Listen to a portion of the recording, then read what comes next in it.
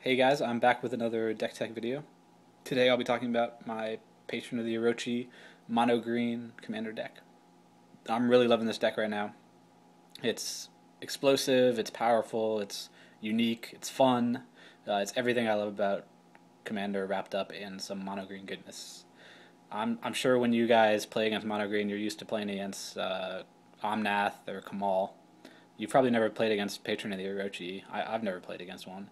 But I'm here today to make the argument that Patron of the Orochi is as powerful, if not more powerful than Omnath. This guy is just such a bomb, and he's a ton of fun to play. So, Patron of the Orochi, 6 mana, 2 green, 8 mana total. Legendary Spirit, 7/7. He has Snake Offering, so you can play him as an instant by sacrificing a snake and paying the difference in mana cost. Most of the Patron of the Orochi decks that I've seen online focus around this ability. They do Snake Tribal with Patron leading it. But I think that his better ability is clearly his activated ability. He can tap to untap all forests and all green creatures. Play this ability only once each turn. I'll get this out of the way right now and say that yes, this does affect your opponent's creatures and green creatures and forests. That is relevant sometimes, but a lot of times it's not relevant. And this deck is designed to take as much advantage of that ability as it can. So usually it's not relevant that it affects other people. The most important thing about it that most people overlook is that Patron of the Orochi is a green creature. So when the ability resolves, he's untapped by the ability. That's why it says play it only once each turn. But you can play it once on your turn, once on your next opponent's turn, once on each opponent's turn in a game turn. So you can use his ability 4 times over the course of a game turn. That means that, with your untap step, you can use all of your forests 5 times over the course of the game turn. You can use all of your green creatures with tapped activated abilities 5 times over the course of the game turn, and you just get tons and tons of value out of this guy. And he's such a bomb. He's really powerful. People don't realize how powerful he is until I start going off like that. Usually when I'm at a table with new people, once I start doing that, once I start making, 10 to 20 mana on every single turn, someone always has to pick him up and say, hey, let me read that guy again. What's going on? It's humorous and it's unexpected, and I love it. A lot of fun. So let's go.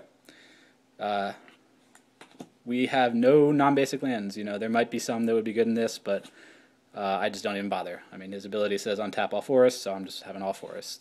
If I see a land, it's a forest. It's just how the deck is. So we have 33 forests because we have a lot of ramp, and with that ramp we can get away with the smaller land count, and we can use those card slots for other cards. So 33 forests and a lot of ramp. We got Rampant Growth, Nature's Lore, Kodama's Reach, Cultivate, Skyshard Claim, Nisa's Expedition, Sack Tribe Elder, Wood Elves, Farhaven Elf, Oracle Moldiah, and some mana doublers, which I guess are technically ramp. Vernal Bloom, Mana Reflection, Cage Sun, and Boundless Realms, which is the best mana doubler. So powerful, in fact, that I've lost a number of games because people will copy it with a Diluvian Primordial or something. It's just a really powerful card.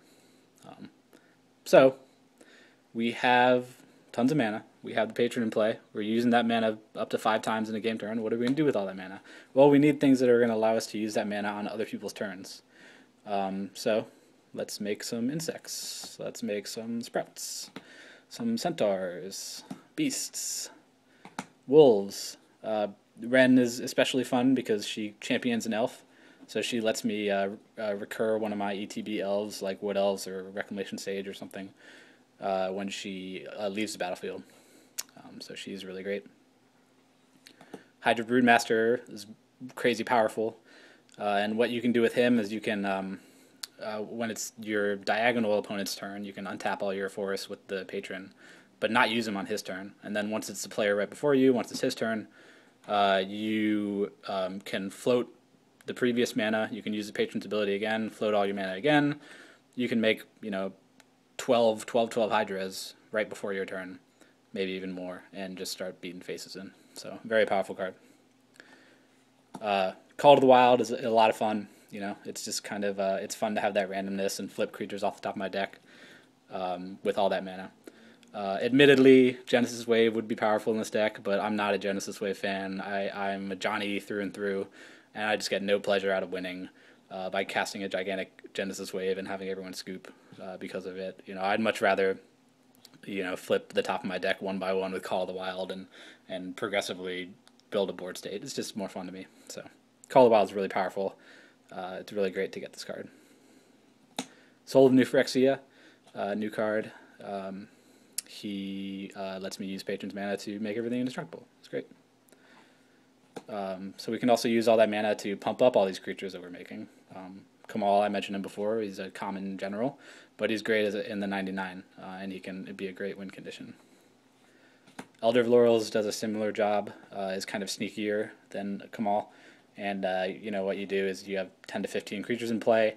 You attack with all of them, and then whichever one is unblocked, you activate this ability 3 or 4 times on that unblocked one. Since on your turn you have at least double forests with the patron, because you have your untap step and then you have the patron's ability on your turn. So you can use them at least twice on your turn. So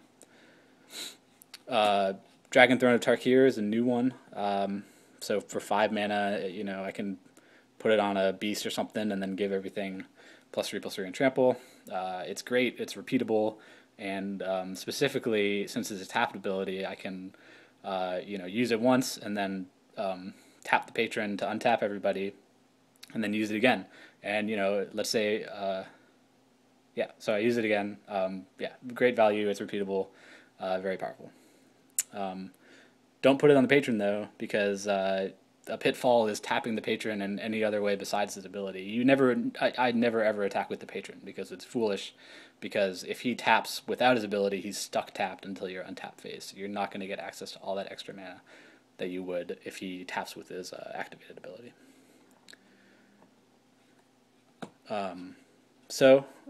Like I mentioned with Dragon Throne, patron not only untaps all your forests, he untaps all your green creatures. So green creatures with activated abilities that require them tapping are great. This guy is relatively obscure tech, but he's really great with the patron. I mean, I only have 5 or 6 or 7 elves, but I can just, if he's in play and the patron's in play, I can just get them all out because I can use this ability twice on my turn and then once on each other player's turn. So, I'll go get wood elves, and then I'll go get Ren, and I'll champion the wood elves, and then I'll start making all these wolves, and I'll go get Reclamation Sage, and I'll get everything I need, and it just, if I have this guy, I can just build up a board position really, really quickly. Same is true of Yi-san, but he's different, So what you do with him is first you go get your Fight Bear, and then you go get your Sack Tribe Elder, and then you get your Wood Elves, and then you get your Ren, and then you build up and up and up, and again, since you can use this 5 times in a 4-player game turn, you can really quickly build up a board state with this guy. So it's a lot of fun, very powerful.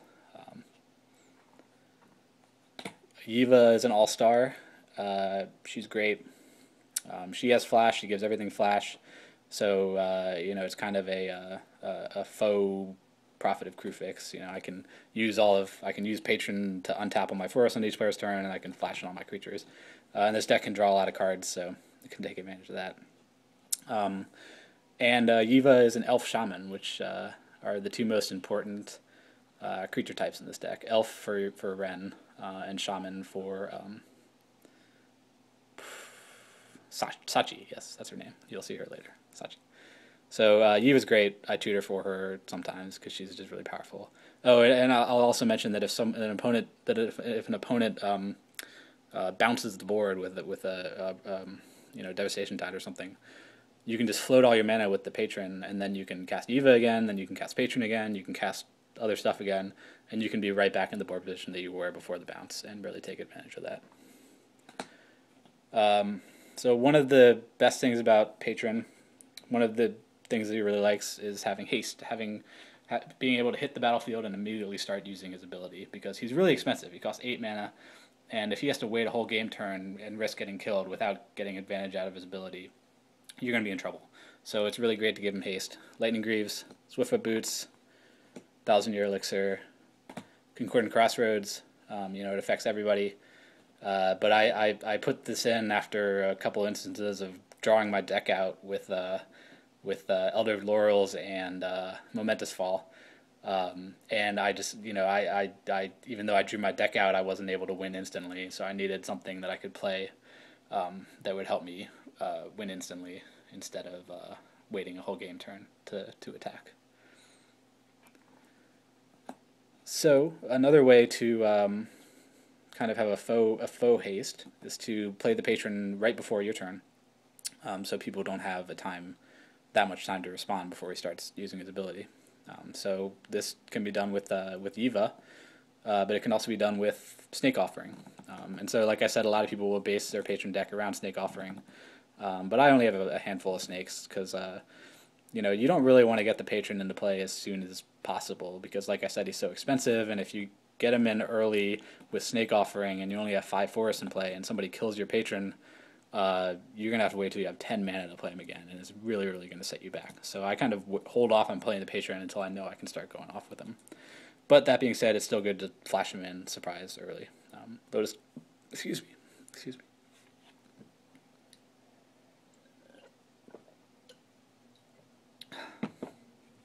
So Lotus Cobra ramps early, and later I can sack him to the patron. Same with Orochi Zastana, Mana Dork, and can Snake Offering. So I mentioned Sachi before. She is an all-star. She's one of the best creatures in this deck. I can sack her to patron if I really want to. But more importantly, she gives all my shamans tap to add 2 green mana to my mana pool. And you'd be surprised how many green creatures are shamans. I mean, Reclamation Sage is a shaman, Eternal Witness is a shaman, Yiva is a shaman, Fight Bear is a shaman, even Woodfall Primus is a shaman. So, with Sachi in play and being able to untap all my shamans, with the patron, I can just get tons of mana out of Sachi, and she's great. And my favorite snake, I think, is Changeling Titan, another kind of obscure tech, but I love him in this deck. He is kind of like, what's her name? He's kind of like Ren, so he will let me recur one of my enter the battlefield creatures, like an Acidic Slime or an Eternal Witness, and then he lets me Snake Offering the patron in and get that ETB effect and play the patron for 5 less mana. So very valuable. I really like this card. It really enables what this deck does. So we got some card advantage cards, Harmonize, Regal Force, Tower of Fortunes. We can make tons of mana, so we can take advantage of this. Magus of the Library is great with Patron. Can help ramp early, or draw cards early, and then once the Patron's in play, if you manage your hand correctly, you can draw multiple cards over a game turn, and just really get into a good position. Momentous Fall is one of the best cards in this deck. I'm always happy to see a Momentous Fall in my hand, because it means once I start going off, if anybody decides to try to stop me, I can Momentous Fall the Patron, I can gain 7 life and draw 7 cards, and those 7 cards are probably going to have some ramp. Maybe they'll have a Lightning Greaves or something. I can just pretty quickly be back in the position that I was just in. So it's a great card to have. Eternal Witness, probably one of the best green cards out there. It's just really valuable. Great card. Restock. Creeping Renaissance. We have tons of mana available, so we can get all our creatures back. We can play all our creatures again. Great value. Okay, another thing that green does well is tutoring. So we have tutoring for creatures, that is. So we have Worldly Tutor, Summoner's Pact, Green Sun Zenith, Chord of Calling, and Tooth and Nail, and Brutalizer Exarch, which is a good segue into our removal. So some staples: Acidic Slime, Corrosion Grip, Reclamation Sage, Beast Within, Song of Dryads. I'm making this video the week that the new Commander decks came out, so I haven't tried this out yet, but it's a green Oblivion Ring pretty much, and it's funny, so I'm all for it. Should be great. Woodfall Primus, great bomb, and it's a shaman. Another elf shaman, Null Mage Shepherd. She's great with the patron, because I can just start machine gunning artifacts and enchantments once I have creatures in play, because the patron's going to untap all my creatures, so I can use this ability multiple times in a game turn, just get rid of everything that is annoying me. Uvenwald Tracker also becomes a machine gun with the Patron. And the Patron has 7 power. You know, he's a good body, so you can beat something up on everybody's turn, and really get some great removal out of this guy. Silklash Spider. This guy's saved my butt a lot of times, and I often tutor for him if I'm in a bad situation. You know, green doesn't have that many ways to deal with flying creatures, and his ability is pretty mana intensive, but we have plenty of mana, so we can just burn all the flyers on the board repeatedly, and it can really shut down a lot of decks. Really powerful card. I also just put this in from the new Commander set, so I haven't tried it out yet, but in theory, I think this deck could use it. You know, green has a hard time dealing with creatures, so you know, being able to kill a creature each turn, each game turn, I can see that being helpful. The only downside of this card is that it's very mana intensive, but we can work around that. So, Cetessan Tactics is probably the best removal card in this deck. If played right, it can be a one-sided board wipe. It can kill all the creatures that your opponents control. Additionally, if your creatures survive the first round of fighting, you can untap them with the Patron, and you can go at it again. So you can do a ton of damage to whatever you choose with this card. It's great. Wave of Vitriol, another brand new card, but I just love it. You know, kills indestructible artifacts. It kills non-basic lands in a nice way. And you know, this deck doesn't have many artifacts or enchantments, and it has no non-basic lands, so it's going to get great value out of this card. I know it. And one of the reasons I know it is because I play Bane of Progress so much. I tutor for this guy a lot. He is awesome. He eats soul rings all day long. He's just, you know, he's great. And that is it. Thank you for watching my Patron of the Orochi deck tech video. I hope you guys learned something. I hope that I helped convince you that this guy should not be underestimated as a mono green commander. So thanks for watching, and stay tuned for some more tech videos later. So have a good day.